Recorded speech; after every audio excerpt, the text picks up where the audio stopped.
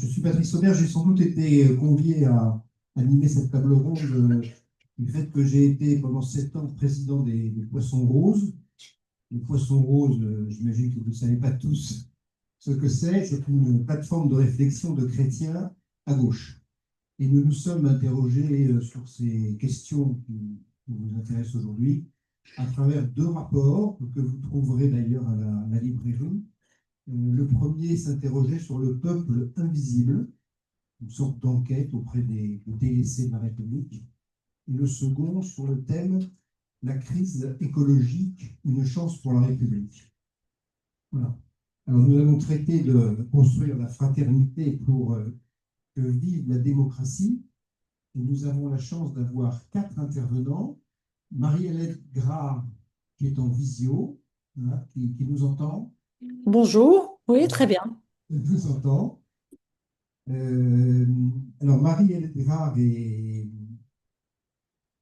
euh, ancienne donc présidente, enfin, elle a été 17 ans à TV Carmonde, elle est ancienne présidente, et justement, elle pourra nous faire part de toute son expérience sur la façon dont on fonctionne à ATD Carmonde et où on marie démocratie et spiritualité.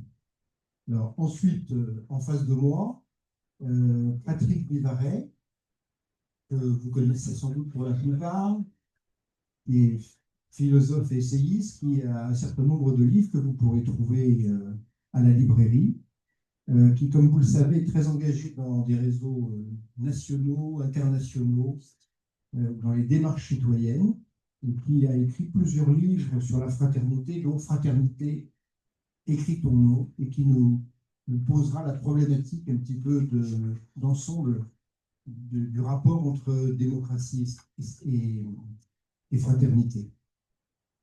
Ensuite, Laure Cellier, qui est devant son écran, parce qu'elle nous présentera un certain nombre de données chiffrées, qui est la coordonnatrice du labo de la fraternité. Donc peut-être elle nous dira quelques mots supplémentaires sur le labo, et puis elle nous apportera des chiffres qui illustrent l'état de la situation en France. Et puis nous terminerons par une députée, Florence Herouin-Hérault, Léoto, pardon. Léoté. Florence Herouin-Léoté. Pardon. Vous êtes députée PS de Seine-Maritime depuis 2024. Vous êtes très impliquée à la mairie de Rouen et dans l'éducation populaire. Et donc, on terminera le tour de table avec vous sur votre expérience justement de femme politique. Avec cette question, pour avoir assisté, participé à un atelier ce matin et entendu les interventions très intéressantes de fin de matinée, je me disais, et nous ici, à la Vie Nouvelle, et nous ici, dans les associations comme les Poissons Roses, Démocratie, Spiritualité, le Pacte civique, qu'est-ce qu'on va pouvoir retenir de ce qui a été dit pendant ces 2 journées et dans la perspective des municipales puis des présidentielles, parce qu'il y a ces 2 perspectives qui sont importantes. Comment faire pour que les échanges que l'on a, ce que l'on va entendre, ne soient pas simplement un enrichissement qui nous fait plaisir, mais soit une façon de nous pousser à nous engager. Le mot d'engagement est revenu plusieurs fois. Le mot de la personne d'Emmanuel Mounier a été évoqué à plusieurs reprises. Et donc, faisons en sorte qu'en écoutant cette table ronde et les interventions de nos amis, on puisse se dire, et peut-être que nos amis puissent nous aider, d'ailleurs nous-mêmes, à définir, à identifier la façon dont nous pourrions être actifs par rapport à ces 2 échéances politiques. Alors, on va faire un tour de piste de 7 minutes pour chacun. Voilà. Chacun va essayer de tenir. Ensuite, ils échangeront entre eux. Et puis, la dernière demi-heure sera dédiée aux questions-réponses. Voilà. Donc, je passe d'abord la parole à Patrick Vivaret. En quelques minutes, je ne peux faire qu'une table des matières et un bref cadrage, mais je commencerai d'abord par les mots-clés de cette table ronde et de ce cette rencontre autour Connecté. de la question de la fraternité, de la démocratie. Et puis, qu'est-ce que ça veut dire aussi que l'enjeu de la construction et du rapport à la vie. Le terme complet, c'est construisons la fraternité pour que vive la démocratie. Parce que d'entrée de jeu, on a une difficulté sur les mots eux-mêmes.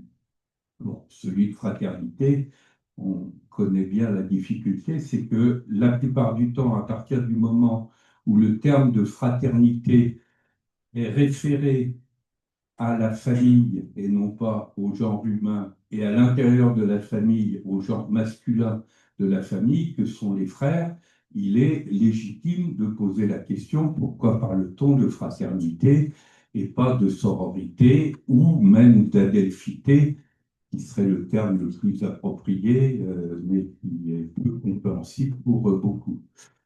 Donc là, il y a un premier arrêt sur image qui est important, parce qu'il faut bien voir le terme de fraternité, il ne se comprend dans son sens général que si on le replace dans le sens originel du terme frater en latin, qui renvoie au genre humain.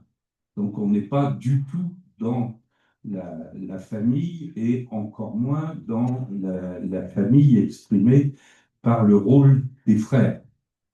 Mais ce qui est vrai aussi, c'est que à l'époque où on parlait de frater et de genre humain, c'était aussi une époque où le genre féminin était un genre au mieux dévalorisé et souvent exclu.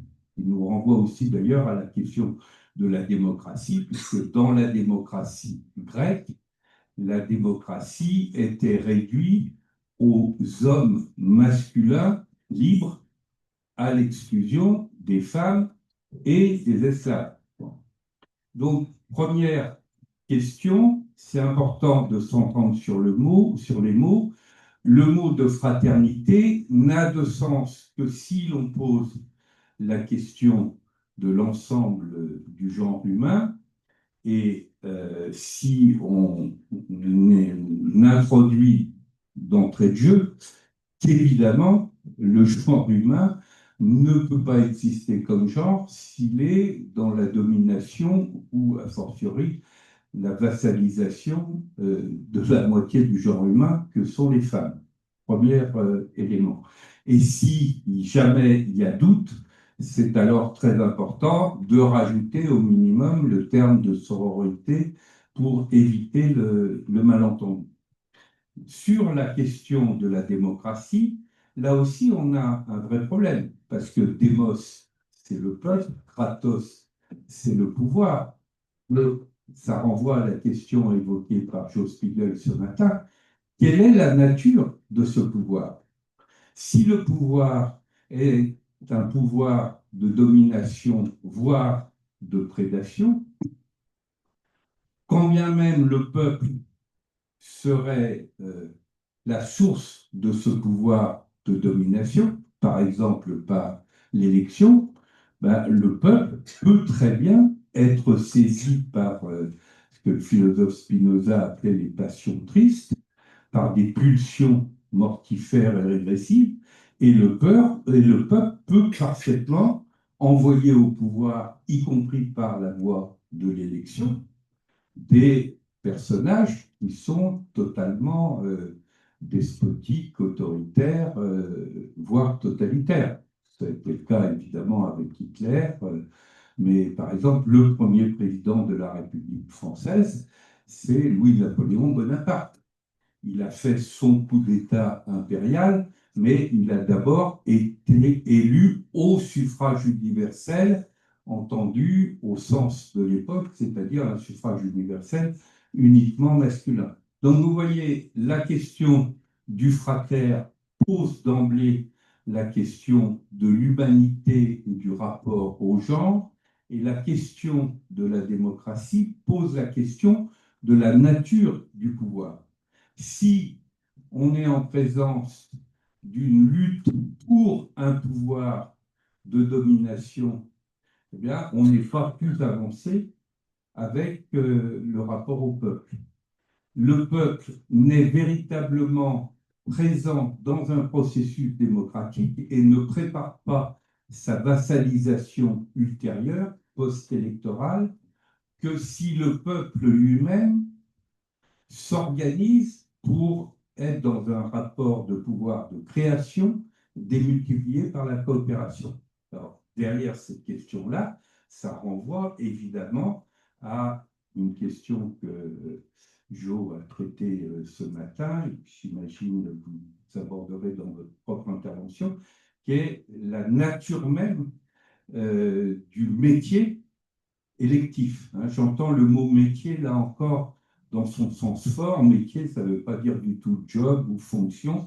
Métier, c'est la contraction de deux mots latins, le ministère comme service et le mystère. Pourquoi mystère? Parce que si c'était un métier manuel dans la transformation de la matière, ça renvoie au mystère de la nature, et si c'était un métier relationnel, ça renvoie au mystère d'autrui. Donc un métier, c'est un ministère mystérieux, c'est une vocation. Ça n'est pas un emploi, ça n'est pas un job, etc. Et donc, dans le rapport entre la question citoyenne et la question élective, la question du ministère est très importante. Et c'est évidemment pas du tout la même chose d'élire des personnes qui vont exercer ensuite un pouvoir de domination, qui va générer du même coup de la dépression, à la fois de la vassalisation et de la dépression, ou d'élire des personnes qui vont être des entraîneurs, des dynamiseurs de la capacité créative, par exemple, du peuple lui-même, de la société civile, des citoyens et citoyens, etc. Voilà. Donc ça, c'est un premier élément, je crois, qui est important parce que très souvent, on est bloqué par la langue elle-même et les malentendus qui sont présents dans la langue. Alors, Patrick, ce que je vous propose, pardon, le premier élément, oui. dans la discussion, D'accord, on attaquera le deuxième. Eh bien, très bien. Et donc, je passe la parole à Laure pour qu'elle nous dise justement comment ça se passe dans cette confrontation entre la fraternité et la démocratie. Voilà, exactement. Mais avant de répondre à cette question, Patrice, rapidement vous présenter effectivement ce qu'est le collectif du Labo de la Fraternité. Donc moi, je coordonne ce collectif depuis une petite dizaine d'années maintenant. Ce collectif, c'est un collectif qui est né au lendemain des attentats, avec la volonté commune de tourner les projecteurs sur la fraternité, puisqu'il y avait ce constat qu'en France, on parlait beaucoup de liberté, d'égalité. Il y avait des cadres, des lois pour les libertés et l'égalité, mais la fraternité était peu valorisée et puis peu soutenue et encadrée. Et donc, les nombreuses associations qui composent le collectif du Labo, il n'y a pas que des associations, mais c'est majoritairement des associations, ont choisi de se mettre ensemble pour travailler sur ces sujets. Et parmi les actions qu'on mène, eh bien, il y a la publication d'un baromètre qu'on publie le 4 février, qui est la journée internationale de la fraternité humaine, vous le savez certainement. Et ce baromètre, qu'on publie maintenant depuis une petite dizaine d'années, eh ben, il permet de documenter un petit peu cette notion de fraternité qui n'est pas toujours bien comprise en France, et de mesurer un peu la perception qu'ont les Français de la diversité, puisqu'on associe diversité forcément à la notion de fraternité et des tensions dans notre pays. Alors, parmi les premiers chiffres que je voulais vous partager, c'était le fait que depuis toutes ces années, il y avait quand même des tendances qui se confirmaient, et une qui ne va pas être une surprise pour vous, mais ça se confirme aussi dans les chiffres, c'est cette méfiance croissante vis-à-vis de l'autre, c'est-à-dire que 77% des personnes sondées estiment qu'on n'est jamais assez prudent quand on a affaire à l'autre par rapport à 2019, où il y avait 15 points de moins. On est vraiment dans une tendance qui progresse par rapport à cette notion-là. Ce qu'il faut aussi noter, et de nombreuses études le soulignent, c'est la montée du sentiment de solitude qui progresse d'année en année, et plus particulièrement chez les jeunes, avec 74% chez les jeunes de 18 à 25 ans. C'est des éléments importants à poser en constat de départ et qui permettent d'avoir aussi une meilleure lecture de comment se comporte la fraternité en France.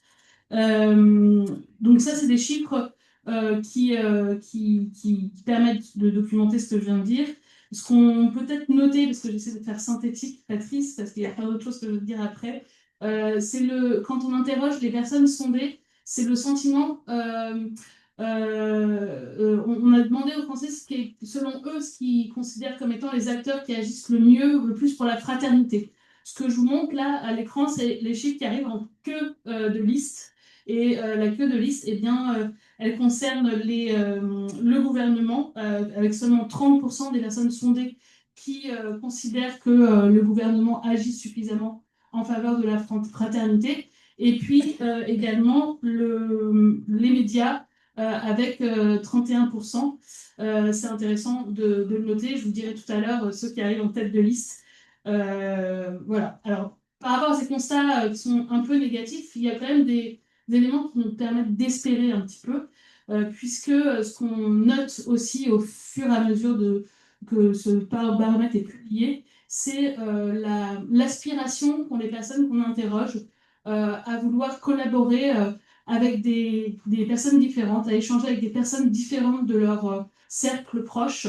77% se disent prêts à échanger, à agir davantage avec des personnes différentes. Et quand on les interroge sur la collaboration effective, eh bien, vous voyez à l'écran, il y a tout un tas de profils différents avec lesquels les Français sont prêts à agir davantage ou agissent déjà davantage, des générations différentes de la leur, des milieux sociaux différents du leur. Et ces chiffres-là sont plutôt en augmentation depuis plusieurs années, ce qui nous donne un peu un espoir. Pour près de 82, je crois, des personnes interrogées, quand on leur demande de définir la France, eh bien, le premier mot qui vient, c'est la diversité. Et ça, c'est aussi un chiffre intéressant, puisque la France, comme pays de liberté, d'égalité, de fraternité, ça arrive bien après. C'est vraiment la diversité qui arrive en premier, et c'est plutôt encourageant. Après, quand on va un peu plus loin et qu'on leur demande comment ils ressentent, enfin, comment ils perçoivent cette notion de diversité, bah, la perception négative arrive toujours en tête. Et donc ça, c'est aussi un défi à relever, c'est-à-dire qu'ils considèrent que la diversité peut être source de conflits. Mais là où il y a un espoir, c'est que toutes les perceptions positives augmentent d'année en année aussi. Et donc on voit bien qu'il y a quand même une grande ambivalence par rapport à ce ressenti par rapport à la diversité. Et donc, il y a ambivalence, il y a paradoxe, c'est-à-dire que les Français sont un petit peu balancés entre l'aspiration à vouloir aller vers l'autre et la difficulté de passer à l'action.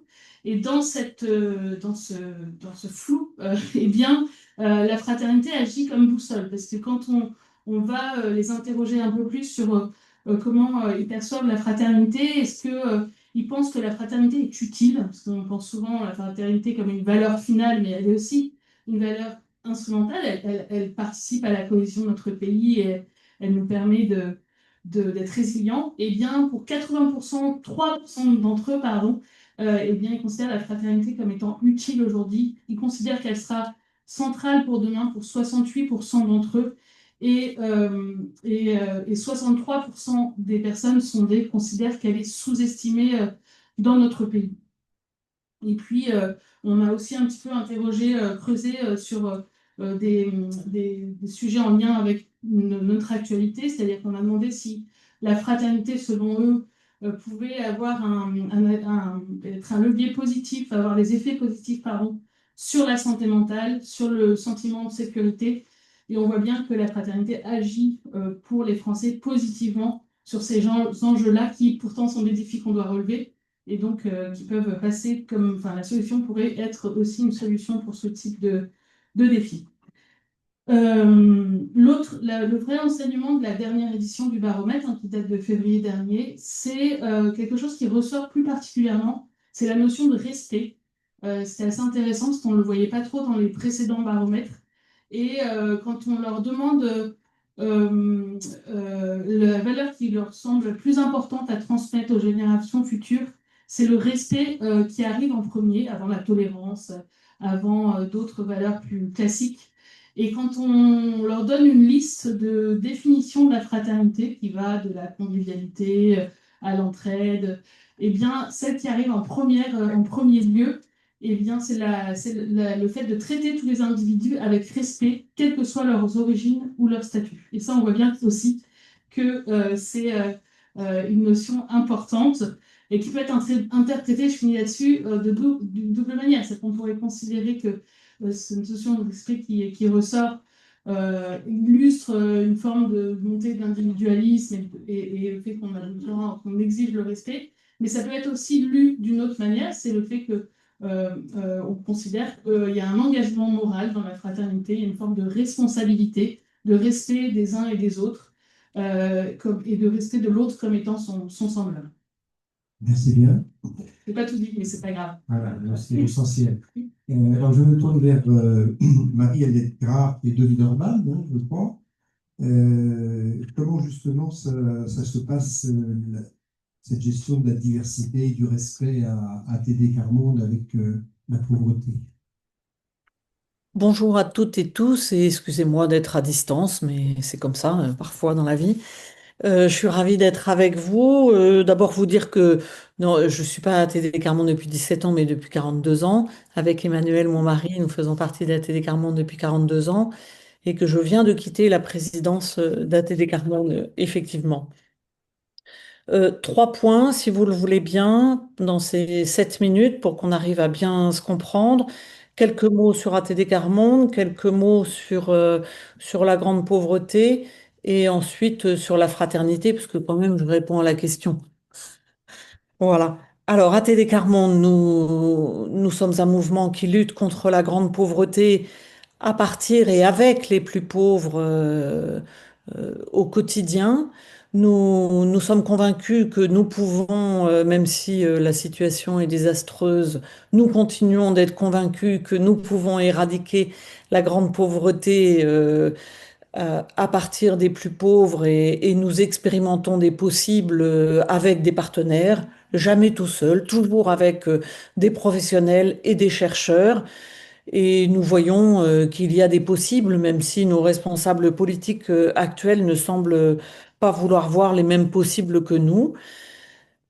Quelques chiffres pour bien situer les choses, parce que nous sommes absolument convaincus à Télé Carmonde qu'il nous faut partir du plus pauvre, de vraiment la personne la plus pauvre et de toujours aller chercher la personne la plus pauvre pour agir ensuite dans la société ensemble. Quelques chiffres. Aujourd'hui, dans notre pays, donc septembre 2025, l'INSEE a revu ses chiffres au regard d'une recherche que nous avons menée dans 6 pays dans le monde et avec l'Université d'Oxford, qui était sur les dimensions cachées de la pauvreté pour montrer que la pauvreté, ce n'est pas qu'une question d'argent, c'est aussi des peurs, des souffrances, c'est aussi avoir un espace minimum pour vivre, etc., et de la maltraitance institutionnelle.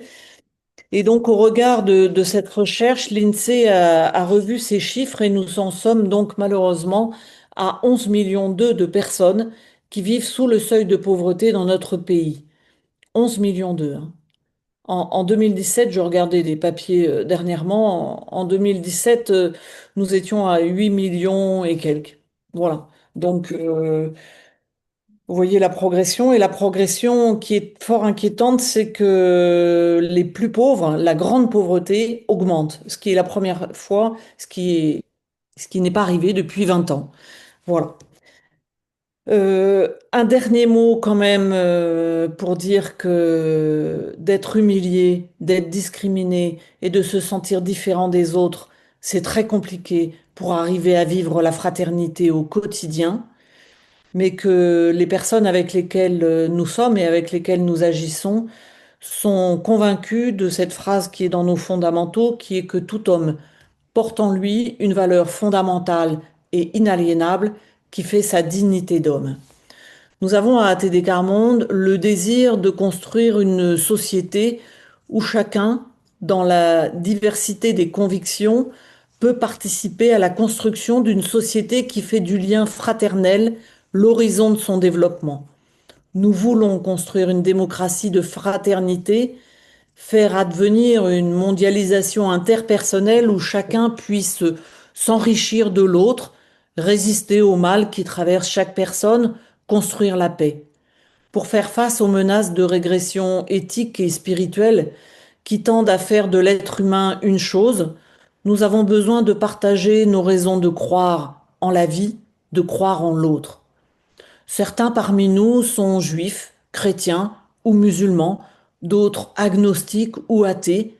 Tous, nous avons besoin d'un espace de fraternité où nous parler, mieux nous connaître, partager en profondeur les sources diverses et parfois conflictuelles de nos engagements et de nos spiritualités. Nous avons besoin d'inventer ensemble une démocratie pour notre temps, conviviale, ouverte, constructive, fondée sur l'amour de la vie, l'estime du prochain, l'action patiente mais tenace pour construire des institutions justes. Je vous remercie. Merci bien.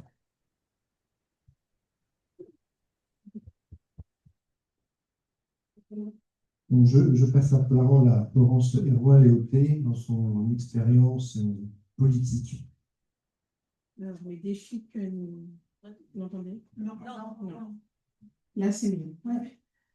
Les défis que vient de nous décrire Marie-Alette Grave sont immenses. J'avais eu le plaisir d'auditionner Marie-Alette l'année dernière, puisque j'étais à l'Assemblée rapporteur budgétaire pour le budget jeunesse et vie associative. Ça a été, dans ma toute jeune expérience de députée, le premier moment où j'ai, par les auditions que j'ai conduites pour rendre ce rapport, pu d'être assemblé un certain nombre de pièces de puzzle et comprendre où on en était, y compris sur le diagnostic que vient de nous partager Marie-Hélène, et puis sur les chiffres que Laure nous a partagés. Parce qu'il y a une chose dans notre vie en société, dans notre organisation sociétale, qui fait vivre la démocratie, ce sont les associations.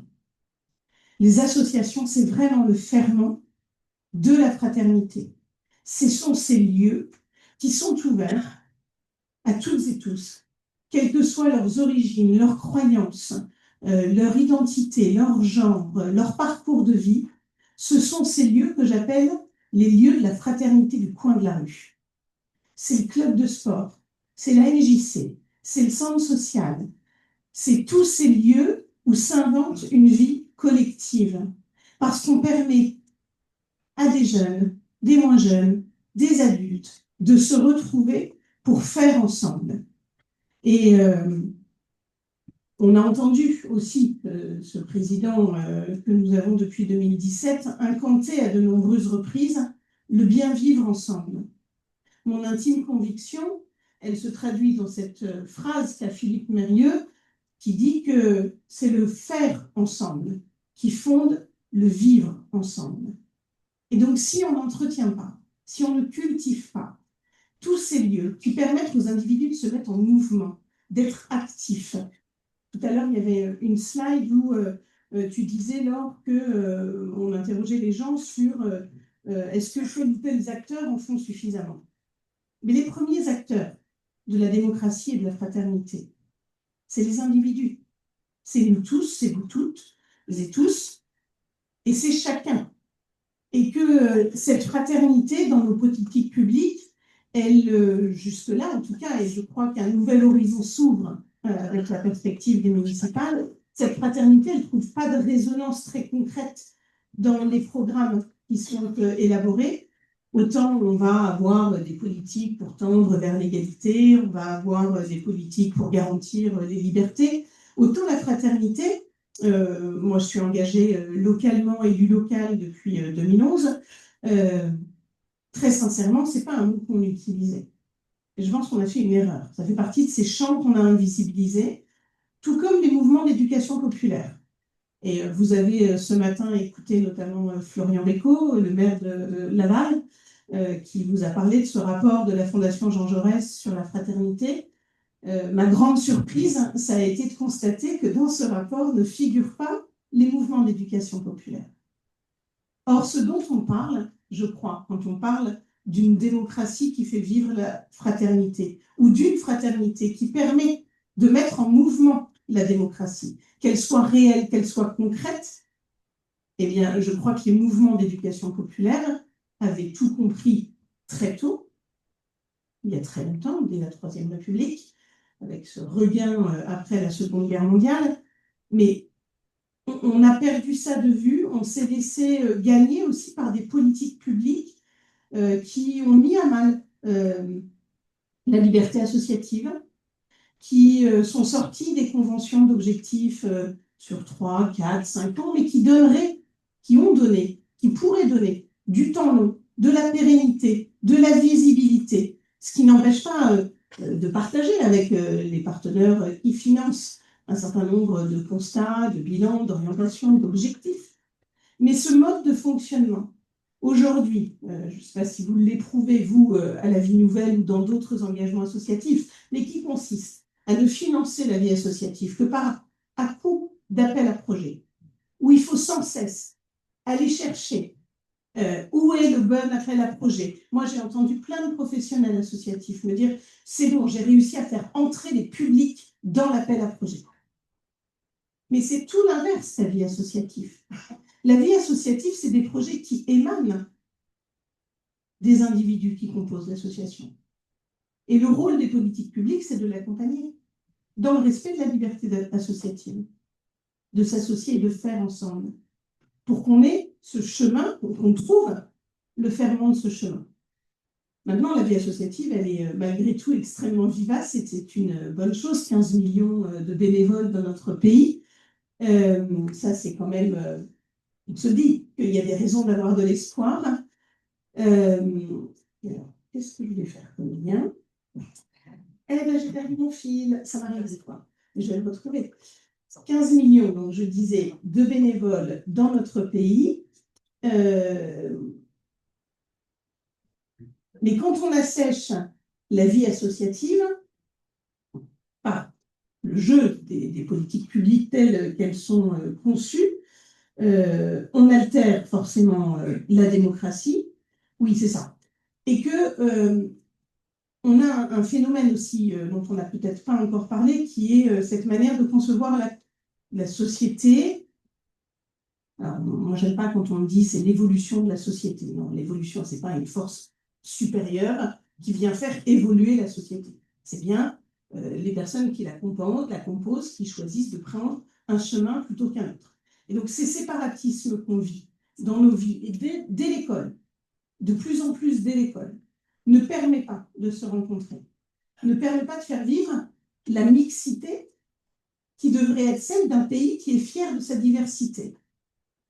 Et là, je crois que toutes les associations ont un effort, que les communes ont des efforts à produire, à réinventer la manière dont on peut, au-delà de l'engagement associatif qui a tendance à créer une certaine forme de reproduction sociale, intellectuelle, culturelle, dans la manière dont on se met ensemble, pour avoir cette exigence d'ouverture, parce qu'elle n'est pas naturelle, elle ne se fait pas toute seule, surtout si on n'a pas vécu des communs ensemble par le passé. Et j'en terminerai peut-être par là, je porte notamment l'idée qu'il faut qu'on ait un droit au loisir pour tout le monde, d'où qu'on vive, qu'on travaille pas, qu'on ait une vie difficile ou plus facile, mais que ce droit au loisir pour les enfants puisse se traduire par du départ ensemble. Parce que si on ne vit pas en dehors des frontières de nos écoles, qui sont aujourd'hui très ségrégées, on ne rencontre pas l'autre. On n'a pas ces opportunités. Et dans les années, je ne sais plus si c'est les années 60, il y avait 5 millions d'enfants chaque année qui partaient en colonie de vacances. 5 millions. Il y en a à peine 1 million aujourd'hui. Tout ça, ça a fragilisé à la fois nos possibilités de rencontre, mais aussi cette mécanique dont je parlais, qui est la reproduction, parce qu'aujourd'hui, on a des générations de parents qui n'ont pas vécu ça. Ils ne l'ont pas vécu, ça n'existe pas dans leur écosystème, ils ne peuvent pas le projeter. Et c'est oui, je vais conclure, c'est un vrai travail pour les associations qui relancent du départ en vacances que d'aller convaincre les familles, que d'aller chercher la confiance. Mais après, partir, c'est grandir et c'est s'ouvrir à l'autre. Et je crois qu'il n'y a pas de plus belles expériences qui impriment le mieux dans l'individu que quand on éprouve les choses qu'on les a vécues. Voilà. Merci beaucoup. Merci beaucoup. On va ouvrir une phase de discussion entre nous. Ouais, il y a deux sujets par lesquels je voudrais commencer. C'est quelle est l'urgence aujourd'hui? Peut-être, Patrick, vous pouvez nous donner votre avis sur l'urgence de la situation démocratique. Et puis, il y a une autre question, c'est la question financière. Ce matin, elle a été évoquée, et c'est moi qui avais posé la question au maire de Laval en disant, mais vous demandez de l'argent. Vous évoquez, la question de la pauvreté. On est le pays, on ne va pas revenir là-dessus, qui a le pourcentage d'impôts le plus élevé d'Europe, avec une redistribution par les impôts qui est importante. Donc, comment articuler la question financière avec la question de la fraternité? Je pense que c'est une vraie interrogation que je poserai aux autres intervenants. Moi, je veux bien dire un mot aussi de la question financière, parce que j'ai eu l'occasion de faire une mission interministérielle sur une autre approche de la richesse. Et la question financière, elle résulte aussi d'un dérèglement de ce qui compte et de ce qu'on appelle valeur, de ce qu'on appelle richesse. Si je reprends ce que vous venez d'évoquer à propos de la richesse du tissu associatif, l'un des éléments que l'on voit dans le dérèglement de la langue, c'est sur le mot valeur. Valor, dans toutes les langues latines, c'est de la force, mais de la force créatrice. C'est ce qui donne de l'énergie, ce qui donne du courage, etc. Quand on bascule dans la business langue, le mot valeur se transforme en value for money. C'est-à-dire, on appelle valeur ceux qui créent une circulation d'argent. Or, la nature de la monnaie a comme caractéristique de mélanger, aussi bien du côté de ses gains que du côté de ses pertes, des éléments qui sont autant du côté bénéfique que du côté nuisible. Or, vous voyez bien que, autre bouleversement de la langue, un mot tel que bénéfice, à l'origine, même si on n'a pas fait de latin, benefactio, c'est faire le bien. Donc, c'est une activité ou une ressource bénéfique. Et le contraire, ce qui va créer de la perte de valeur, donc de la perte de force de vie, c'est tout ce qui va réduire, à tenter, détruire la vie elle-même. Si vous transformez le mot bénéfique en bénéfice monétaire, eh bien, vous avez le problème du produit intérieur brut dans lequel le narcotrafic, la prostitution, les ventes d'armes, etc., ça va renforcer le produit intérieur brut. Et inversement, toutes les activités, à commencer par les activités bénévoles, vont être marginalisées ou même invisibles. Et regardez au passage aussi le dérèglement de la langue. Bénévolat, ça veut dire quoi? Bénévolat, c'est l'orientation bénéfique de la volonté. Donc le contraire du bénévolat, ce n'est pas du tout le salariat. Ça serait le malévolat, voire le malfravolat. Organisation maléfique de la volonté. Vous voyez bien que si vous prenez un problème qui est très actuel, actuellement, tel que le problème du budget ou le problème de la dette, si vous ne traitez que le problème de la dette financière, sans traiter le problème de la dette écologique, encore beaucoup plus grave, parce qu'en grande partie irréversible, ou le problème de la dette sociale, ben, vous allez avoir une représentation complètement déformée de la réalité. Et si vous prétendez que les seuls créateurs de valeur sont en réalité les acteurs qui produisent de la valeur au sens monétaire du terme, ben vous avez une représentation complètement déséquilibrée, parce que c'est au nom de cette représentation que dans les coupes budgétaires actuelles, systématiquement, les premières victimes sont effectivement les associations.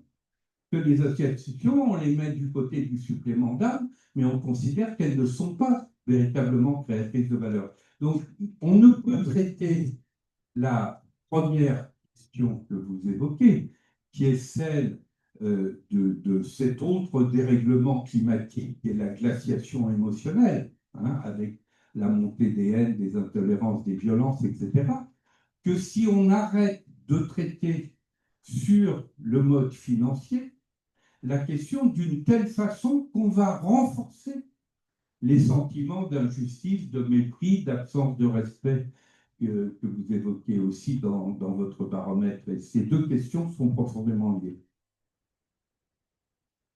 Est-ce que Marie-Hélène Brown voulait réagir ou... Oui, oui, je veux bien. Écoutez, je vais tenter de répondre à vos deux questions. Moi, sur l'urgence, vous savez, lorsque l'on milite aux côtés des plus pauvres, on sait une chose, c'est que l'urgence n'est jamais bonne conseillère. C'est-à-dire que tout ce qui est fait dans l'urgence, toute mesure qui est prise dans l'urgence va de toute façon laisser de côté les plus en difficulté, les plus faibles, ceux qui ont le plus de mal dans notre société.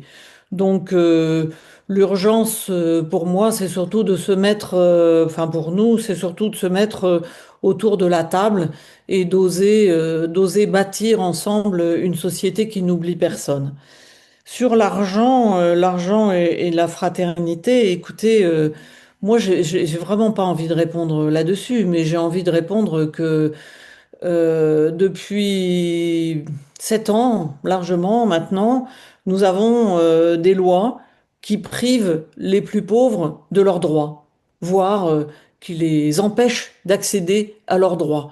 On pourrait prendre en dernier, le dernier exemple qui me vient en tête, c'est la loi plein emploi de décembre 2024 avec le décret d'application qui est sorti le jeudi de l'Ascension, qui est un décret sanction remobilisation, qui est un décret qui dit aux personnes qui sont au RSA, le RSA. Juste une petite incise quand même, parce qu'il faut que vous sachiez, pour qu'on se comprenne bien, quoi, de qui on parle. Le RSA, ce sont 2 millions de personnes qui ont rien pour vivre. Et donc, plutôt que de soutenir, de les accompagner dans la durée, dans la confiance, pour retrouver un emploi, comme on le voit dans Territoire zéro chômeur de longue durée, où les gens retrouvent non seulement un emploi, mais une place vraiment dans la société avec les autres, cette loi ne fait que fragiliser et abîmer les personnes et les humilier. C'est-à-dire que toute personne qui est au RSA est inscrite à France Travail et reçoit des injonctions de France Travail pour les rencontrer. Et sanction remobilisation, c'est très simple. Ça veut dire, vous savez, le RSA, c'est 607 euros par personne par mois, mais vous ne touchez jamais ça parce que c'est une allocation différentielle. Vous êtes toujours avec 100 euros de moins, même si vous êtes dans un taudis, on vous enlève 100 euros pour votre logement, et etc. Et si vous lui versez 50 euros à cette personne qui est au RSA, ce sera déduit aussi. Juste dire, sanction remobilisation, ça veut dire que la manière dont on perçoit les personnes qui vivent dans la grande pauvreté dans notre pays, c'est cela. C'est-à-dire, premier rendez-vous, vous ne pouvez pas venir parce que, comme le dit Pascal qui est au RSA, moi, le 15 du mois, je ne peux pas y aller parce que je n'ai pas 1,50 € pour prendre les transports en commun. Et donc, vous n'y allez pas, vous avez 30% de moins sur votre RSA le mois suivant. Vous n'allez pas au deuxième rendez-vous, mais c'est supprimé pour 3 mois, etc. Voilà. Donc, les questions d'argent, c'est pas une question d'argent, c'est une question de volonté politique. Et je vais terminer, mais c'est une question de volonté politique et c'est une question d'adhésion de la société. C'est pour ça que la fraternité C'est très important. Et que chacune et chacun d'entre nous, nous avons notre part. J'y reviendrai. Alors, comme on est dans un débat, j'en profite. Le RSA, il vient après le RMI. Dans le RMI, il y a un revenu minimum d'insertion. Donc l'insertion, elle était vraiment dans la nature, dans la philosophie même de cette mesure qui a été votée, je crois, proposée par Rocard. Et donc, Proposé par Joseph Wresinski, si vous voulez bien. mise en Parce que quand œuvre, même, l'origine du RMI, c'est le fondateur d'ATD Quart Monde. D'accord? je rends hommage à des politiques qui parfois suivent la société. Donc, proposé par Brzezinski et mis en œuvre sous Rocard. Est-ce qu'il faut dire aux gens qui sont au RSA, vous êtes au RSA, vous y resterez toujours, ou est-ce qu'il faut les inciter à se réinsérer? Quid du I du RMI? C'est une question. Non, mais c'est très simple. C'est Martin Hirsch qui, en faisant passer le RMI en RSA, a souhaité que on change complètement de but, d'objectif. On s'est battu. Je connais très bien Martin Hirsch. On s'est battu pendant des heures et des jours avec lui pour que ça ne change pas et qu'enfin on écoute les personnes parce que on le voit bien avec les plus de 5000 personnes qui ont été embauchées dans Territoire zéro chômeur de longue durée depuis 10 ans. Eh bien, elles sont heureuses et elles veulent retrouver un emploi, même quand elles ont 7 ans de chômage derrière elles. Donc évidemment, c'est le I d'insertion, il est absolument essentiel. Mais vous voyez, on revient quand même à des questions d'argent, parce qu'il y a un rapport récent qui a fait apparaître que le coût des personnes qui sont suivies par Territoire zéro chômeur est largement supérieur, c'est de l'ordre, je crois, de 12 000 à 15 000 euros par personne, des prises en compte, des autres prises en compte par l'économie. Donc, vous voyez, Alors là, pardonnez-moi d'insister sur cette non, question mais non, mais financière, non, parce que c'est faux. parce que la question de pauvreté et démocratie, je crois, s'articule beaucoup avec les questions Non, non, d'argent. mais Il faut pas les gommer. oui, non, mais on peut pas lancer un chiffre comme ça sans avoir du temps pour répondre. Enfin bon, voilà. Non, excusez-moi, mais franchement, ce chiffre-là n'est pas valable, n'est pas à retenir, si vous voulez bien. Oui. Il dit bien que de passer du RMI, si avec des travailleurs sociaux, on définit ce que ça veut dire le I de insertion, c'est très différent parce que ce n'est pas le même mot et ça ne sous-tend pas les mêmes choses que le A de activité. Et penser que ces gens qui sont éloignés de tout ce qui peut faire notre quotidien, qui ont des parcours de vie cabossés, qui ont été confrontés à la maladie, à l'exclusion, à la souffrance, penser qu'on puisse, parce que dans un acronyme, on va remplacer un I par un A, les remettre au boulot demain matin, parce que il n'y a pas d'autre objectif que ça. C'est une ineptie. En revanche, investir, je veux bien vous croire sur parole les sommes que vous avez énoncées. Si derrière, ça produit cet engagement durable dans les entreprises d'insertion qui sont créées par le dispositif, ben c'est tout gagné. Ça s'appelle un investissement. Et la vie associative, eh ben, c'est aussi un investissement, parce que ça donne du bonheur. Et que quand les gens ils trouvent le bonheur, ils ne voient plus le verre à moitié vide, ils le voient à moitié plein. Et quand on commence à raisonner positivement, eh ben, on est d'abord soi-même en mouvement, on peut retrouver son pouvoir d'agir, et là, on peut faire corps. Et moi, je pense vraiment que tant qu'on considérera que ces politiques humaines, associatives, jeunesse, enfance, sont une charge pour la société, qu'en même temps, on aura une partie de tous ceux qui qui ont doublé leur patrimoine en 8 ans, considéreront qu'un petit impôt serait confiscatoire. On remettrait en cause la notion même de consentement à l'impôt dans notre pays, mais on ne s'en sortira pas. On ne s'en sortira pas. On va droit dans le mur. Donc c'est tout cela qu'il faut réinterroger en même temps, parce que c'est le socle de notre contrat social. Et il n'y aura pas de fraternité s'il n'y a pas de contrat social. Est-ce que vous voulez intervenir? Ça va être compliqué d'intervenir parce qu'on est allé sur un sujet, en plus, qui m'intéresse d'autant plus que je l'accompagne aussi dans d'autres métiers à la GFIP concernant le territoire zéro chemin longue durée. Ce que vous avez dit, c'est très intéressant. Ça illustre bien ce que Patrick aussi a dit, c'est-à-dire que. On vous voit pas. Ah, pardon, c'est pas grave. Ça illustre bien. En plus, c'est vrai que je suis comme ça, parce que je regarde l'écran. Voilà. Ça illustre bien aussi ce que Patrick a dit, c'est-à-dire que on va regarder le coût au parcours de la personne. Je crois qu'il est plutôt autour de 10 000 euros de mémoire, mais peut-être que je me trompe. Mais on ne va pas regarder les bénéfices que ça va apporter au niveau d'un territoire, parce que c'est bien ça l'enjeu. Et pour ça, ça implique aussi, je crois que le TZ, c'est l'expérimentation qui a été la plus évaluée depuis la nuit des temps. C'est-à-dire qu'il y a eu pléthore de bilans, de rapports et tout, parce que justement, on veut aller montrer du doigt en quoi ça a du sens d'investir dans les territoires et dans ce type d'expérimentation. Et pour ça, ça implique effectivement un engagement sur le long terme. Et là, on touche à la question de la temporalité. C'est que nos politiques, elles sont souvent court-termistes et qu'on a du mal à investir sur le long terme au niveau politique. Et moi, je voulais juste déplacer un tout petit peu le sujet, non pas que celui-ci n'est pas intéressant, au contraire, il est passionnant, mais aussi dire, parce que vous parliez d'urgence tout à l'heure, dans le baromètre et au sein du collectif, on ressent aussi de plus en plus cette question de la polarisation et de la difficulté qu'on a de plus en plus à communiquer quand on a des avis différents, quand on n'est pas d'accord. Et il y a une question aussi d'éducation au débat, à la médiation, qui ressort aussi du baromètre, qui est questionné dans le baromètre.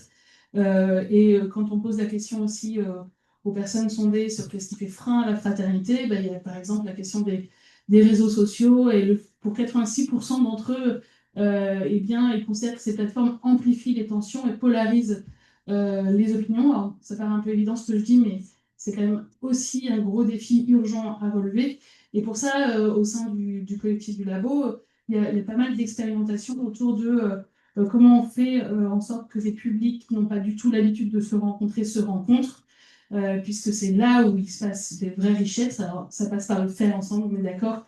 Quand à l'origine, hein, je vais citer une association que beaucoup connaissent ici comme Coexister, hein, qui a été créée à la base, c'était des personnes juives, musulmanes, catholiques, qui ensemble sont allées donner leur sang, elles ont fait quelque chose ensemble. Et c'est dans l'action qu'on arrive à dépasser les différences, la diversité. Et il y a tout un tas d'expérimentations aujourd'hui. Vous avez peut-être entendu parler aussi de Faut qu'on parle, qui est une expérimentation pour laquelle il y a eu la première édition là, en novembre dernier et la deuxième en novembre prochain, qui est en partenariat avec Brut et La Croix, et qui propose à tout citoyen, je vous invite d'ailleurs à tester, à expérimenter cet outil, qui propose à tout citoyen de s'inscrire sur une plateforme, de répondre à 7-8 questions clivantes. C'est un algorithme qui va vous mettre en lien avec la personne qui a des opinions opposées aux vôtres pour vous rencontrer dans un café, en visio. Ça peut se faire, il y a tout un cadre qui vous est donné pour que vous soyez en sécurité dans ce dialogue. Évidemment, tout le monde vient avec un état d'esprit constructif. Et en fait, les premiers retours de la première expérimentation sont extrêmement encourageants. On voit bien que quand on est accompagné, guidé, on peut arriver à se parler alors qu'on a des opinions très différentes. Je voulais revenir sur un chiffre que vous avez donné, c'est les 77% de méfiance par rapport aux autres. Quels conseils les uns et les autres que vous donneriez à la salle pour essayer de casser cette méfiance? Les petites cantines. Ah, Si je peux me permettre, pour oser rencontrer l'autre qui est différent, je crois qu'il faut du temps. Et notre société est plutôt dans l'urgence, comme vous l'avez dit, et plutôt dans l'extrêmement rapide. Or, si on veut créer de la confiance, se connaître pour se reconnaître, eh bien là, il faut prendre du temps. Et plus on vit des quotidiens extrêmement différents, et plus il va falloir prendre du temps pour oser reconnaître l'autre différent, mais l'autre avec lequel je peux bâtir, l'autre avec lequel je peux faire des choses. Une toute petite incise, excusez-moi, j'insiste sur territoire zéro chômeur. Moi, les chiffres, ça m'est égal. Mais ce qui m'importe, c'est de voir ces milliers de jeunes et d'enfants qui maintenant, alors les jeunes, ils osent se projeter sur demain, qu'est-ce que je peux faire comme métier, les jeunes de ces adultes qui ont été embauchés, et les enfants où les enseignants nous disent, c'est bizarre, maintenant, ils arrivent à apprendre à l'école. Bien écoutez, moi je trouve que ça, c'est déjà un point absolument essentiel. Alors on peut évaluer tout ce qu'on veut, mais on ferait bien d'évaluer ce que ça produit pour ces enfants qui n'ont jamais vu leurs parents travailler.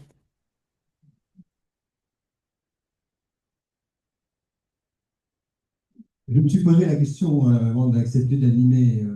Quand on anime un thème sur démocratie et fraternité, vous voyez, ça peut vite devenir, si on peut, on est tous d'accord pour augmenter la fraternité et la démocratie. Et donc, je pense que ce n'est pas inutile de mettre quelques grains de sel, parce que sinon, c'est trop simple. Voilà. Donc, ne prenez pas mal mes intentions, mais on est dans une salle, sinon, qui est acquise à la démocratie et à la spiritualité. Personne ne va vous dire le contraire. Hein. Donc, il faut bien voir pourquoi il y a des problèmes, pourquoi c'est compliqué et qu'est-ce qu'on peut faire. Hein. Donc, effectivement, je pense que prendre du temps, vous avez indiqué, d'ailleurs, ça ressort de vos interventions, qu'il y a des questions de pauvreté financière, mais il y a des questions de pauvreté sociale et de pauvreté culturelle. Donc, on voit bien que ça repose aussi sur les individus, sur les démarches que les uns et les autres ils doivent faire par rapport à d'autres. C'est pour ça que qu'est-ce que nous pouvons faire, qu'est-ce que nos associations peuvent faire, c'est finalement l'engagement de chacun qui est concerné. Hein, vous voyez. Je ne sais pas si vous avez d'autres choses à rajouter avant qu'on donne la parole à la salle. Peut-être un mot sur les espaces publics, ces espaces extérieurs. J'inviterai là aussi chacun à se réapproprier, y compris en collectif, pour créer des espaces de rencontre et d'échange. Et je le mettrai en lien avec ce chiffre qui me terrifie, qui m'a conduit à déposer une proposition de loi. 40% des enfants ne jouent plus en extérieur en semaine. 40% des enfants ne jouent plus en extérieur en semaine. Comment voulez-vous qu'on se rencontre quand on n'est pas dehors? On crée des enfants qui se replient sur eux-mêmes. Quand vous vous repliez sur vous, nécessairement, hein, la peur de l'autre, elle s'installe, parce que c'est l'inconnu, parce qu'on n'est pas familier, parce que... voilà, tout ce que... On a aussi une responsabilité, et moi, j'y mettrai toute mon énergie, pour redonner de l'espoir à nos enfants et à notre jeunesse, pour qu'on lutte. Alors, il y a les écrans, on a parlé des réseaux sociaux tout à l'heure, qui sont des GAFAM, hein, détenus par une poignée. On peut mettre en perspective les médias détenus par une poignée. Et effectivement, on n'évalue pas très bien, on ne mène pas des études pour évaluer ce que ça produit sur le développement de l'enfant, sur son psychisme, sur... On sait, hein, on entend depuis le Covid que la santé mentale des jeunes se dégrade. Moi, je n'ai pas vu l'ombre d'une politique publique qui puisse sérieusement contrecarrer ça. Par contre, je crois qu'avec des initiatives, alors je ne vais pas dire bon sens parce que je crois que ça veut tout et rien dire aujourd'hui, mais revenir aux fondamentaux. Revenir aux fondamentaux, enfin, et prendre soin de nos enfants pour les réengager sur un chemin plus désirable que sinon on laisse s'installer et peser. Je ne sais pas si j'ai bien... Ça fait écho à ce que disait le maire de Laval, je crois, ce matin, en disant, notamment dans les espaces ruraux, les services publics s'en vont, les commerces s'en vont, j'allais dire les bistrots s'en vont. Mais alors, une fois qu'on a posé ce diagnostic, je sais que les Poissons Roses, on avait effectivement évoqué également la création de lieux communautalistes, en disant qu'il manque des lieux où les gens se rassemblent, parlent, ne serait-ce que parler, ce qui est une façon de lutter aussi contre la solitude, hein, qui a été évoquée dans vos chiffres. Et une fois qu'on a dit ça, c'est très compliqué de créer des lieux qui devraient naître de façon spontanée, pour qu'ils soient vivants. Ou alors, on crée une salle, je crois que M. Réco avait dit, on crée une maison des associations. Est-ce que créer une maison des associations, ça va créer un mouvement de rencontre, je ne suis pas sûr. Il ne faut pas quelque chose qui vienne. Ça se construit avec les habitants. Patrick, à vous la parole. Il y a une dimension que je voulais ajouter qui est pas mal pratiquée dans un certain nombre de mouvements, de réseaux de citoyens, mais aussi avec des élus, et qui est le stade après se parler, qui évoquait notamment Laure, qui est évidemment la première condition. Hein. Ce stade, c'est ce qu'on appelle la construction de désaccords. Ça part de l'hypothèse que ce qui est toxique, ça n'est pas le désaccord. Ce qui est toxique, c'est la méfiance, justement, et notamment tout ce qui tourne autour du malentendu et des dégâts collatéraux du malentendu que sont le soupçon et le procès d'intention. Quand on fait une construction de désaccord, on commence par passer la moitié du temps à travailler sur la sortie de la logique malentendu, soupçon, procès d'intention. Et on ne le fait pas simplement sur le plan verbal et rationnel, on utilise aussi des approches telles que le débat mouvant, parce que les corps et les cœurs sont aussi importants dans cette affaire. D'ailleurs, par exemple, on en a eu un petit exemple à propos du débat sur insertion ou activité.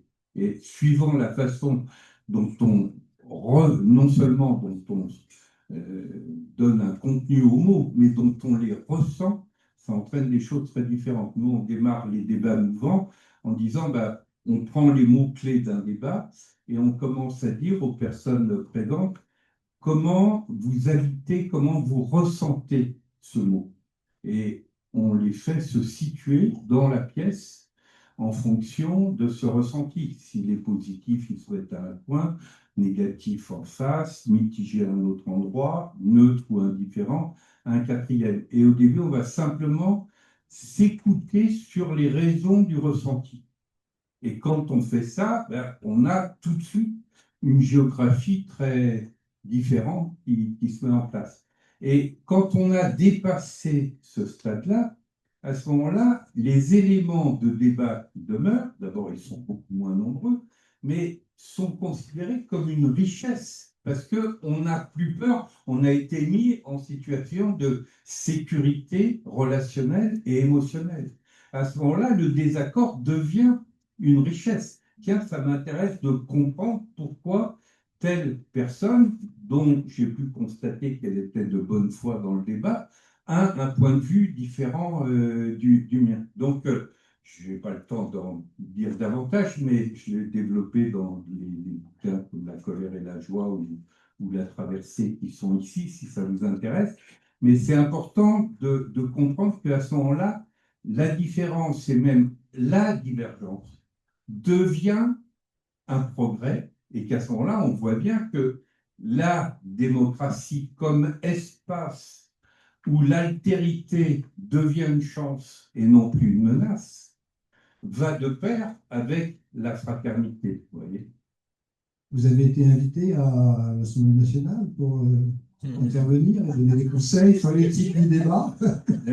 On a toujours dit à l'époque qu'on l'avait fait dans le cadre du pacte civique, certains d'entre vous s'en souviennent peut-être, et on l'avait fait sur des débats tels que le mariage pour tous, et qui avait permis une très forte progression justement dans le débat, et plusieurs participantes et participants avaient dit s'il y avait eu la même chose à l'Assemblée nationale, on aurait gagné de temps et éviter qu'un certain nombre de malentendus, tout son procès d'intention, se répercutent et produisent des métastases qui sont encore présentes aujourd'hui. D'une certaine façon, est-ce que vous êtes d'accord pour dire que le système de la Convention citoyenne, qui permet d'ouvrir un débat entre des citoyens sur la base d'un fonds d'information, est une bonne façon d'aborder des questions compliquées? Tout à fait. J'en ai souvent parlé avec Claire Touru, qui est une amie. On a là un exemple de méthodologie démocratique qui permet la formation d'un jugement, la construction d'un jugement. Et dans cette formation, le fait de changer d'avis, par exemple, au lieu d'être considéré comme un signe de velléité ou de retourner sa veste, devient au contraire une source de progression. Vous évoquiez tout à l'heure quelqu'un comme Philippe Mérieux. Moi, je me suis... Dieu sait si Philippe est quelqu'un de construit dans ses convictions, dans son argumentation, etc. Je me souviens d'un espace de construction de désaccord où, lors du débat mouvant, Philippe a changé 4 fois de position. Et c'était parce qu'au fur et à mesure de la progression, de l'échange de ressentis, d'arguments, d'informations nouvelles, etc., il disait, ah ben oui, tiens, ça me fait bouger. Et là, on a quelque chose qui fait que, là, pour le coup, la démocratie est vivante. La démocratie n'est pas une lutte, certes démilitarisée, pour prendre le pouvoir sur autrui. La démocratie devient effectivement un espace de pouvoir créateur qui est démultiplié par la coopération de ses membres. Ok. On va passer à la troisième phase qui est les questions-réponses. Donc, c'est à vous la parole.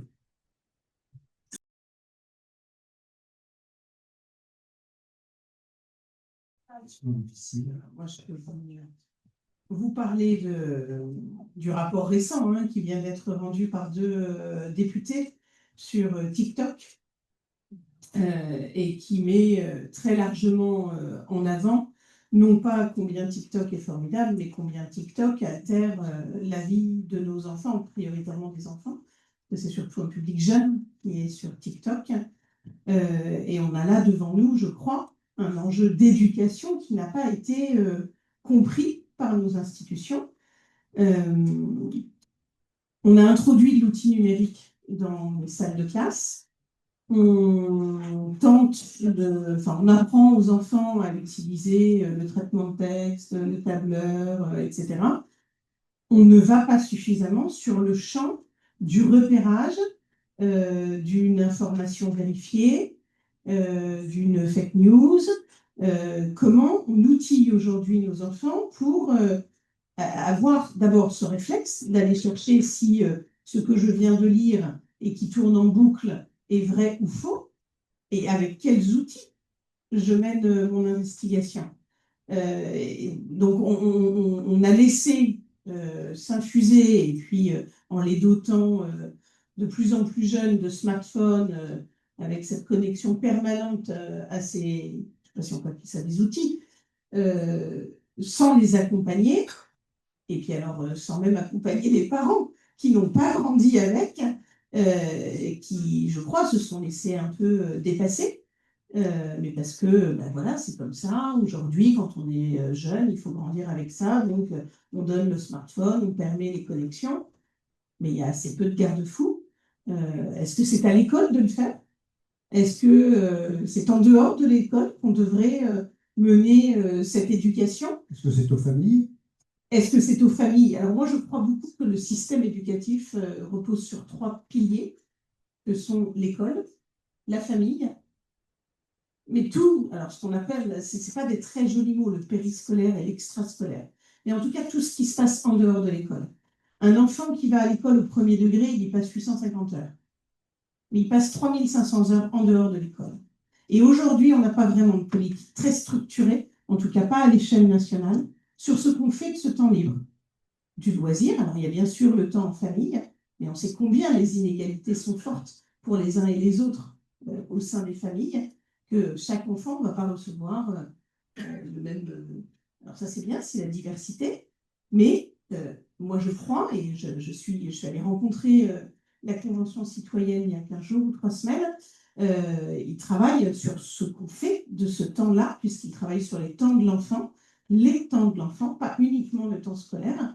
Et donc ça, c'est des sujets, parce que moi je suis assez effarée, on parlait tout à l'heure du temps court, de la réaction permanente à l'actualité. On est aussi dans la gestion de nos politiques publiques de l'éducation nationale, avec en plus ce turnover de ministres qu'il y a eu depuis 3-4 ans. On n'est pas sur une politique structurée de temps long, on est sur quelque chose qui insécurise, et on vient, à chaque fois qu'il y a quelque chose dans l'actualité, quelque part acculés, soit l'école, soit les familles. Et moi, je crois qu'il y a un autre espace aussi pour parler aux enfants, pour accompagner les enfants, pour les élever, leur apporter un peu de lumière pour en faire des citoyens éclairés. Et ça, c'est des sujets qui restent un peu en friche de mon point de vue. Ok. Autre question? Oui, bonjour. Je ne sais plus trop comment tourner la question. Je pense qu'elle fera bien avec les réseaux sociaux. Euh, Moi, le sujet, enfin, c'est par rapport au nom de l'atelier qui est construire la fraternité pour que vive la démocratie. Moi, il y a une question qui est que construire, je trouve que c'est un terme très consensuel et mielleux. On se laisse emporter dans l'idée d'une construction qui va être rapide ou lente. Et en fait, pour moi, on a parlé d'urgence, on a parlé en fait de besoin de changement. Je n'ai pas tout à fait entendu parler de radicalité, de choses comme ça, et je me pose cette question qui est de, effectivement, est-ce que les démarches qui sont évoquées ici, c'est des démarches qui vont, enfin, la démocratie est en train de mourir, et en fait, est-ce qu'elles vont aboutir avant que la démocratie ne meure? Parce qu'on veut faire vivre la démocratie, mais pour moi, elle est grandement pérille. Et donc, je me pose cette question qui fait peut-être lien aussi avec l'approche d'ATD Carmont sur la pauvreté et le fait de s'intéresser aux plus pauvres. Comment est-ce qu'on fait une société, enfin, est-ce qu'il y a besoin de, et là je parle des réseaux sociaux, mais dans une société qui vit en monde parallèle, en silo, en monde clos, en vase clos, qui communique de moins en moins? Comment est-ce qu'on se rend vulnérable à chacun, chacune, à la plus grande pauvreté pour pouvoir justement reconstruire cet idéal commun? J'ai l'impression que pour l'instant, on vit dans un confort et une forme de perpétuation d'une certaine société qui n'est pas mature pour, quelque part, aller vers ce pas supplémentaire qu'on a envie de faire, qu'on intellectualise, qu'on questionne, mais qui, effectivement, pour être passé à l'acte, a besoin de quelque chose qui, à mon sens, est beaucoup plus grand et qui nous dépasse d'un niveau associatif. Et je parle d'un point de vue situé, effectivement, en tant que président d'un réseau associatif.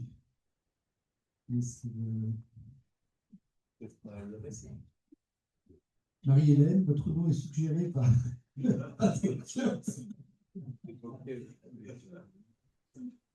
Oui, c'est pour moi, hein, c'est ça? Si vous souhaitez. Oui, oui, pas de souci. Non, mais On vous passe la parole. on est tellement d'accord tous les quatre qu'il n'y a pas de souci, hein. Mais non, pour vous répondre, moi je dirais, bah, écoutez, peut-être on ne l'a pas beaucoup dit jusqu'à présent, c'est peut-être oser prendre du temps pour regarder l'autre qui est différent et oser regarder l'autre, mais vraiment en laissant le temps venir pour que l'autre différent, lui aussi, vous reconnaisse. Vous voyez ce que je veux dire? C'est-à-dire que c'est pas tout d'un coup, je vais m'occuper de la personne qui fait la manche au coin de la boulangerie, mais petit à petit, par des regards et puis par des mots, petit à petit, nous allons rentrer en contact.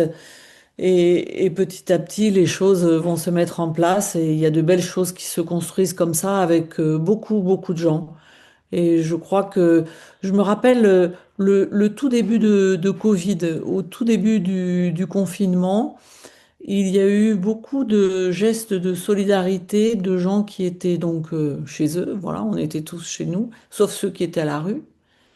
Et avant que ceux qui étaient à la rue soient plus ou moins hébergés dans des trucs un peu loin, etc., on va pas en faire le... Voilà. Il y a eu beaucoup de gestes de solidarité de gens qui se sont dit, mais en fait, eux, ils ont plus rien. Et qui sont descendus avec un plat, qui sont descendus avec... voilà. Et moi, je me dis qu'il y a beaucoup de gens extrêmement solidaires dans notre société et que ça doit se développer avec beaucoup plus de naturel. C'est-à-dire que prendre le temps de reconnaître l'autre et de dialoguer avec lui pour avancer ensemble. Je le redis encore. Je voudrais juste rajouter aussi comme réponse, parce que votre question était un peu très pessimiste, hein, la démocratie voilà, va mourir. Moi, je suis sorti très, très revigoré de la première table ronde de ce matin. On voit qu'il y a des chemins, hein, qu'il y a des possibilités. Le tout, c'est de s'en saisir, hein. Et donc, ça s'adresse aussi à chacun de nous. Comment on s'en saisit? moi, je suis épaté par le nombre de personnes qui viennent de province, qui appartiennent à des groupes. Bah, dans vos groupes, qu'est-ce qui va se passer après cette réunion? Comment vous allez vous saisir du problème pour essayer de créer de la fraternité dans votre quartier, dans votre ville? Vous voyez, je pense que c'est comme ça qu'il faut qu'on prenne le problème et qu'on sorte de ces deux journées. Comment on s'y prend? Voilà, je crois que c'est un vrai sujet. Autre question?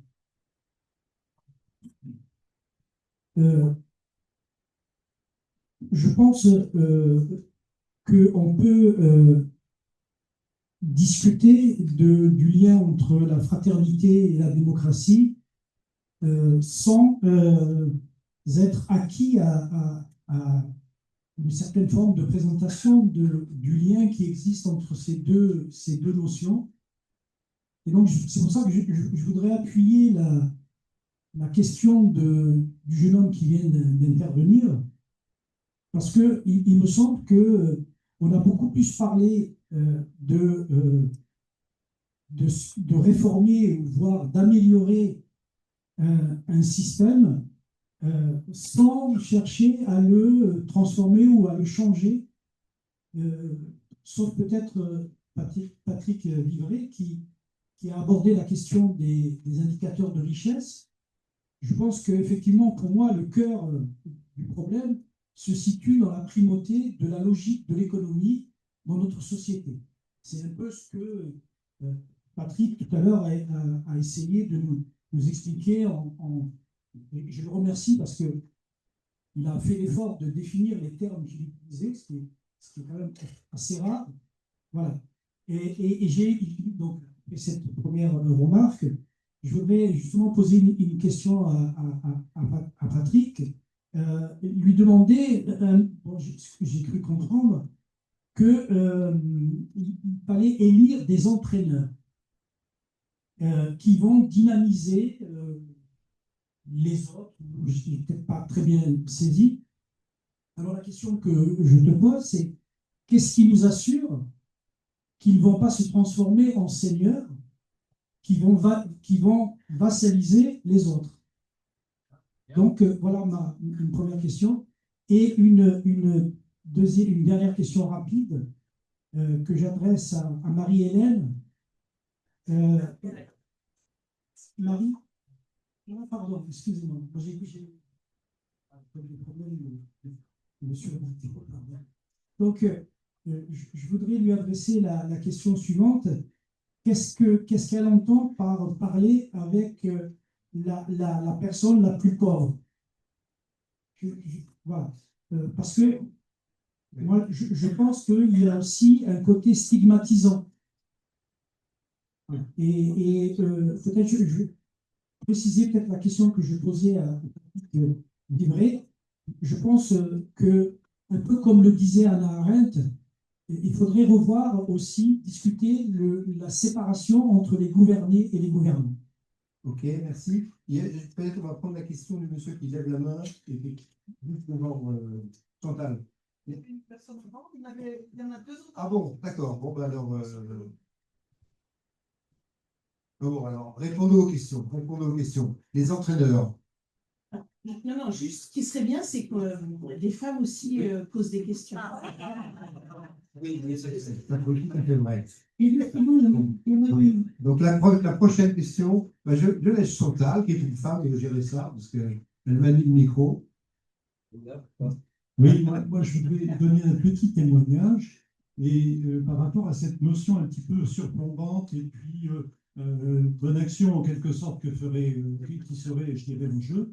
Moi, je voudrais dire tout simplement que nous avons démarré il y a quelques années, enfin il y a 1 an et demi, un peu plus, une bibliothèque de rue à Orléans. Et en fait, pour moi, ça a été un cheminement, une découverte, mais pas du tout, en fin de compte, une volonté de faire le bien. C'était surtout, en fait, découvrir et être avec. Et je voudrais simplement vous signaler que dans le jargon un peu à télé, moi, je suis un allié.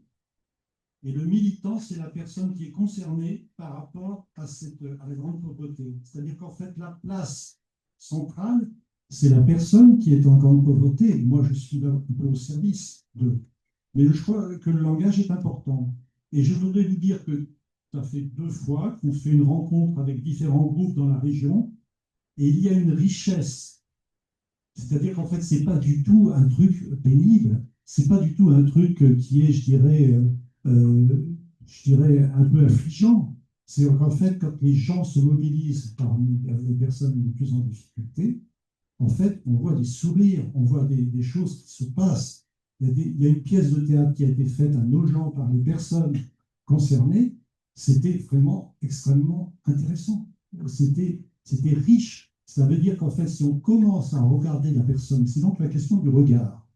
Quand on regarde les personnes d'une façon différente, qu'on essaye de se mettre dans une posture de découverte, eh bien, on trouve des choses qui sont franchement étonnantes, mais très étonnamment riches. Simplement, il faut leur laisser, en fin de compte, leur place. Il ne faut pas vouloir, je dirais, faire à leur place. Merci, un petit témoignage. Merci bien pour ce témoignage. On revient. Il y avait une femme qui voulait intervenir sur le sujet. Oui. Une réponse ou une question? On répondra ensuite. Vous répondrez ensuite. Une femme, elle n'est pas n'importe quelle femme. Moi, je suis d'origine étrangère. Je suis l'autre dont vous parlez. Tania Nikolov, je présente l'association Miroir du Monde de Besançon. Donc, 3 choses, mais j'essaie de faire rapide. Donc, tout à l'heure, en vous écoutant attentivement, Madame Gras, si je prononce bien, vous avez parlé de France Travail et de nouveautés, bien évidemment, qui imposent aux personnes de travailler, entre guillemets, je dis de travailler, ils ont des heures à effectuer. Grâce à ce dispositif, je parle en termes de témoignages, bien évidemment, grâce à ce dispositif, nous avons eu des personnes qui sont venues pour la première fois au sein de notre association pour demander quelques heures de travail, je mets bien entre guillemets, parce que c'est ce que je trouve dommage. Le dispositif est vraiment très, très bon pour moi, parce qu'il y a une ouverture, il y a une rencontre, le partage. Après, ce qui ne va pas, c'est que nous, les associations, on ne sait pas de quoi il s'agit, en fait. On ne sait pas comment traiter. Combien de temps on garde la personne? Est-ce qu'on renouvelle tous les mois? En fait, on ne sait rien. Ça, je laisse ouvert en termes de témoignage. Deuxième chose, vous avez parlé plutôt, Madame Lotte, si je prononce bien, des espaces lotés.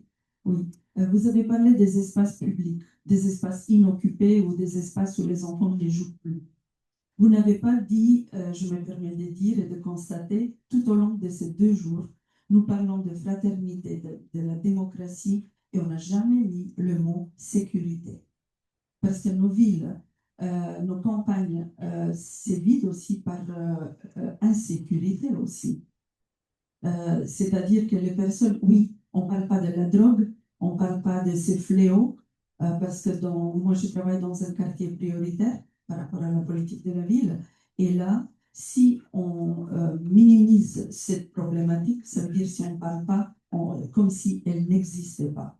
Les gens ne se rencontrent pas. Au sein de l'association où on a un café associatif, si on propose quelque chose le soir, les personnes nous disent « Ah, il faut que je trouve quelqu'un qui m'accompagne, parce que je ne viens pas toute seule. » Et ça nuit à la fraternité et à la démocratie aussi. Voilà. Juste, je pose la problématique. Et troisième, chose très rapide, je vous parle d'une expérience.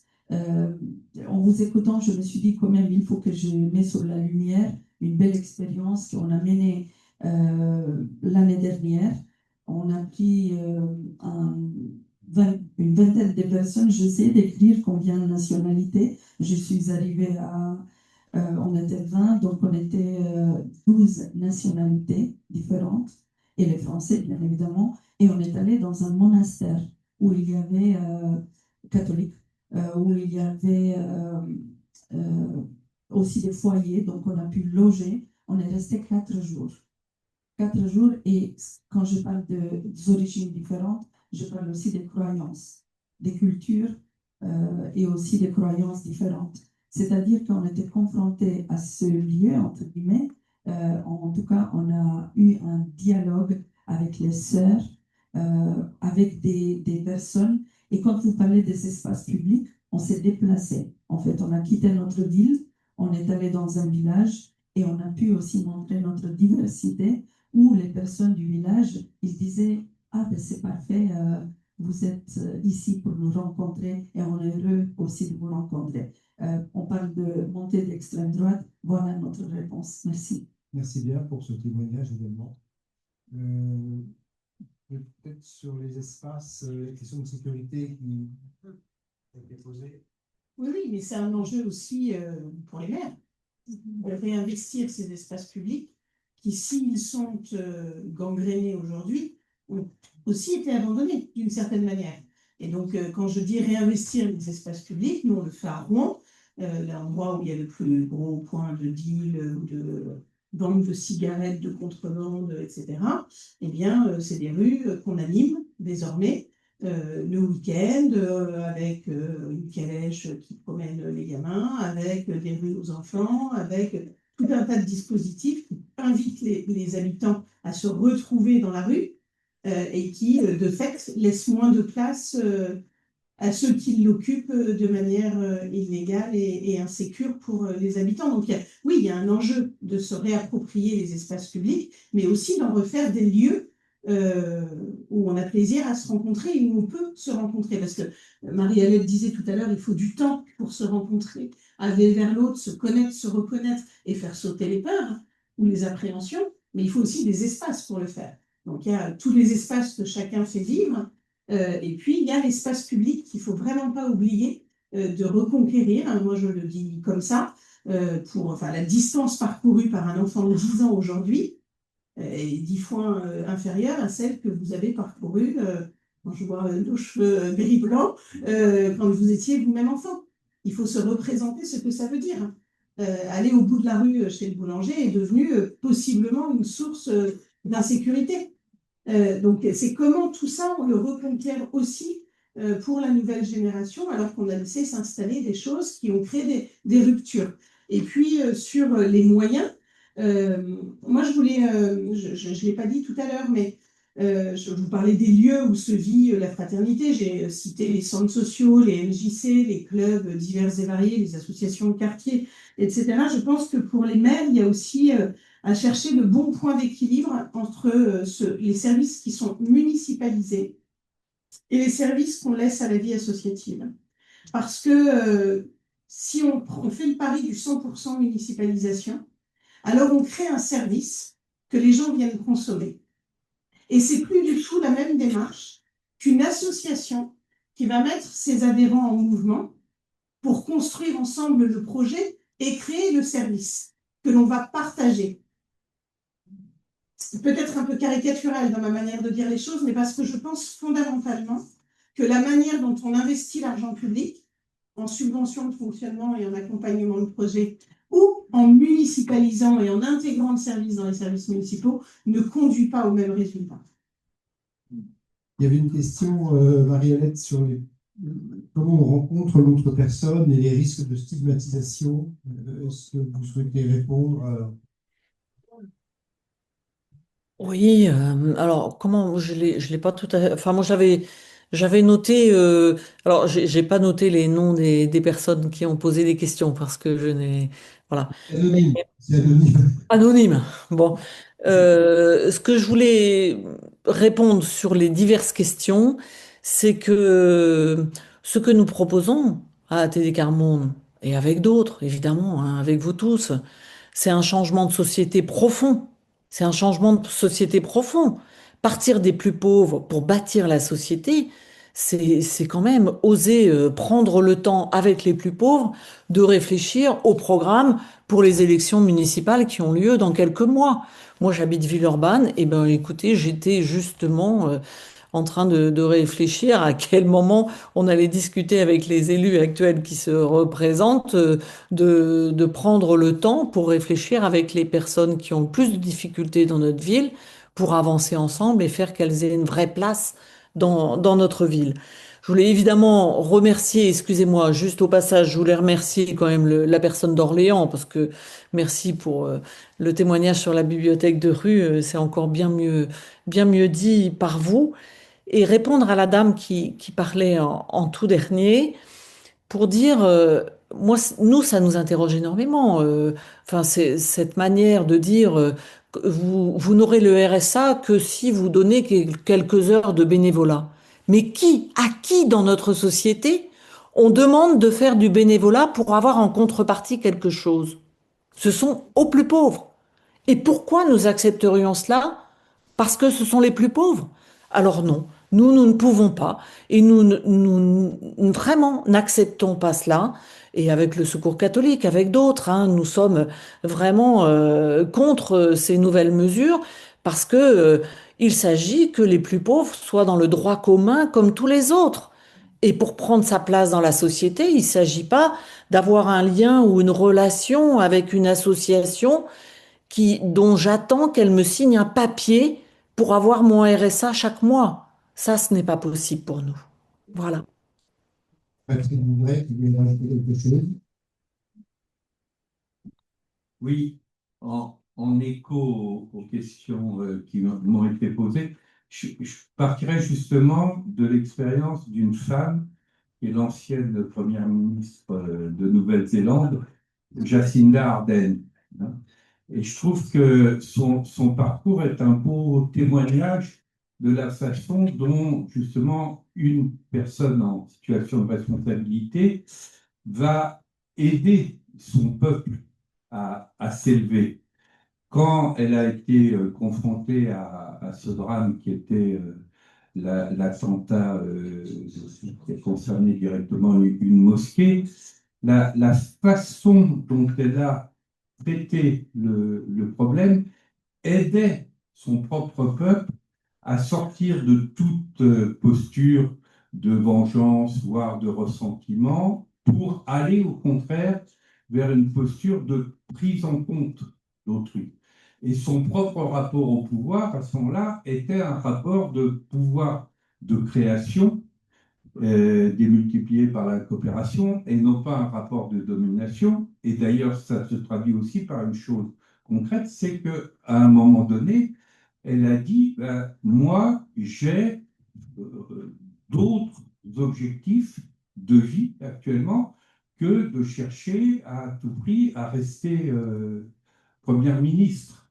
Et à ce moment-là, les traces qui sont laissées en profondeur, aussi bien quand elle est dans la présence, mais d'un autre rapport au pouvoir, que quand elle quitte le pouvoir, mais elle ne quitte pas pour autant la démocratie elle-même, cette trace va être extrêmement féconde.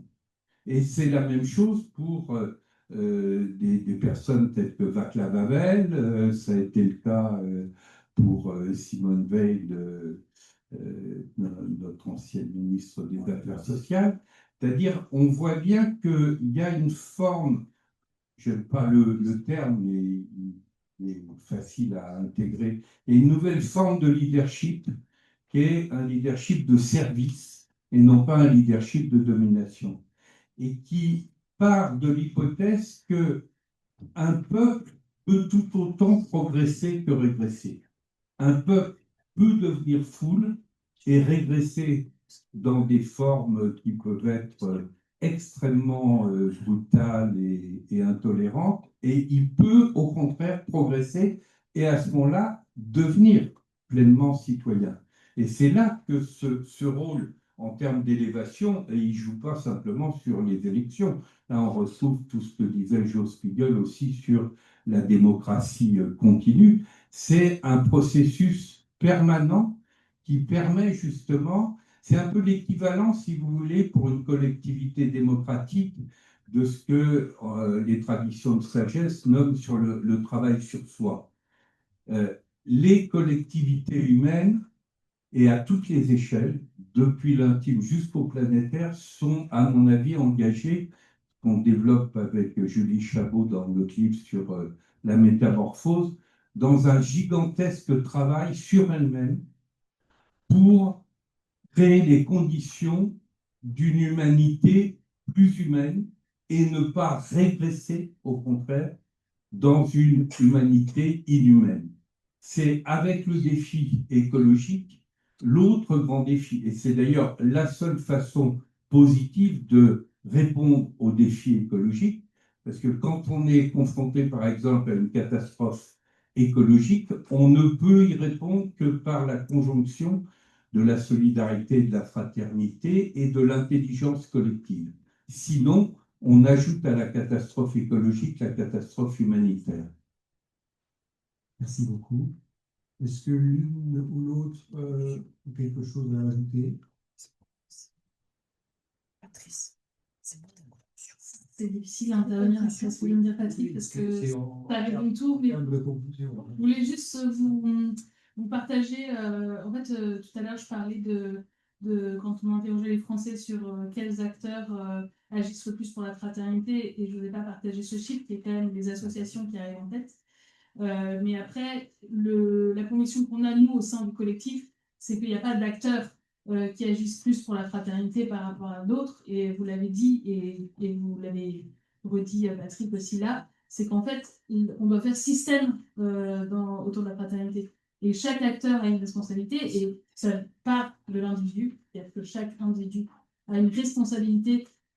Pour moi, la fraternité, c'est ce qui relève du devoir, liberté, égalité, des droits. La fraternité, c'est un devoir qu'on doit tous travailler dans notre quotidien, c'est une responsabilité. Et après, c'est à tous les étages de la société qu'elle se joue, dans le milieu associatif évidemment, mais aussi chez les élus, dans même les entreprises. On peut oser aller prêcher la fraternité dans les entreprises. Tous les acteurs dans la société ont un rôle dans l'éducation. Enfin, voilà. Et je pense que ça peut être aussi un moyen complet. Juste sur le mot fraternité, par rapport à ce que Patrick a défini au départ, ma manière de l'aborder, ce mot, c'est le troisième mot de notre devise républicaine. Parce que, bon, moi aussi, ça m'a chatouillé, sororité, adelphité, etc. Peut-être qu'il faudra réinventer tout ça, j'en sais rien. Mais en tout cas, aujourd'hui, ma manière de le concevoir, c'est au même titre que la liberté et l'égalité, dans notre devise républicaine, et ce mot de fraternité, et comment on le fait vivre sur l'éducation. Ça va me permettre de citer une femme, Gisèle Defailly, qui a notamment créé les CMEA, qui disait que l'éducation, elle est globale et de tous les instants. Donc on est bien dans ce continuum et de l'éducation pour toutes et tous tout au long de la vie. On ne réinvente rien quand on dit ça, mais on le fait plus très très bien. Et puis en guise de conclusion, je citerai Martin Luther King, nous allons devoir tous ensemble à vivre ensemble. Sinon, nous allons tous ensemble mourir comme des idiots. Voilà. Merci. Est-ce que vous avez Oui, écoutez, moi j'ai juste une phrase de Geneviève de Gaulle-Antonios qui a été présidente d'ATD Quart Monde durant 25 ans et qui disait ceci: le secret de l'espérance, c'est le secret de la fraternité. Cette fraternité, c'est la réponse au mal absolu, comme disait Malraux. Voilà. Et peut-être un mot de la fin pour Patrick Duvray. Oh, ça ne serait pas moi, mais j'aime beaucoup, par exemple, ce que disait Albert Camus dans La Peste, quand il disait ce que nous apprennent les fléaux, et de ce point de vue-là, on est bien parti pour en avoir de plus en plus, c'est qu'il y a au total plus à admirer qu'à mépriser chez les êtres humains. Et je pense que c'est ça notre grand défi. C'est une belle image, merci beaucoup. Je vous remercie chacun et chacune d'avoir participé à cette table ronde, ainsi que vous pour vos questions. Merci beaucoup.